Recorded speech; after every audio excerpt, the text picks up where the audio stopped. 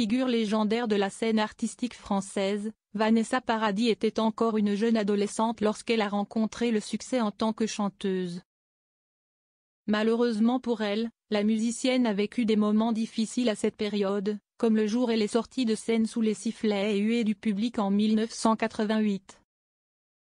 Figure incontournable de la chanson française, Vanessa Paradis mène également en parallèle une carrière d'actrice à succès. Son parcours est un peu similaire à celui d'Elsa Lunghini. En effet, les deux artistes ont démarré leur carrière musicale respective alors qu'elle était encore adolescente. Leur premier tube ayant été de véritables succès, les médias ont rapidement opposé les deux jeunes femmes, comme le rappelle le magazine Téléstar. Pourtant, les deux musiciennes s'entendaient plutôt bien. Je ne comprends toujours pas pourquoi on nous opposait, car nous étions très différentes l'une de l'autre.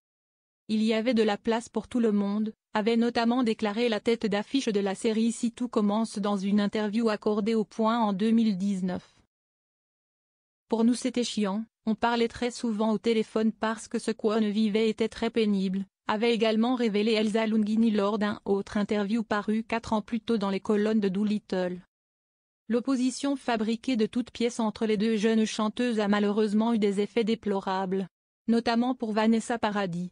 En 1988, la jeune musicienne s'est produite au gala du Midem.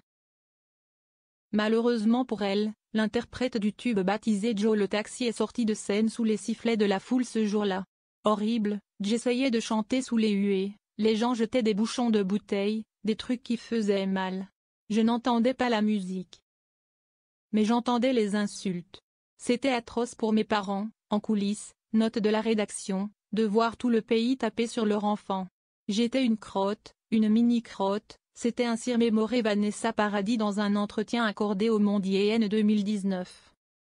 Vanessa Paradis et Elsa Lunghini ont failli chanter ensemble sur la scène de l'Olympia en 1990. Présente également sur place, Elsa Lunghini avait assisté impuissante à cette terrible scène. Elle vivait dans un climat agressif très traumatisant. Ce qu'elle a vécu à 14 ans, je ne le souhaite à personne. Elle se fait insulter par tout le monde. Elle sortait de scène en pleurant, c'était atroce. Ça a été terriblement injuste pour Vanessa. On en parlait toutes les deux. Cette période de l'adolescence reste un repère pour nous. On fait partie de la vie de l'autre. J'ai beaucoup d'affection pour elle, avait notamment souligné la comédienne auprès du Point. À l'époque, elle avait même proposé à Vanessa Paradis de la rejoindre sur scène pour son premier Olympia en 1990. Cependant, la musicienne avait poliment décliné. « Je m'excuse, j'aimerais beaucoup venir, mais si je viens, je vais me faire lyncher », lui avait-elle alors lancé pour expliquer sa décision.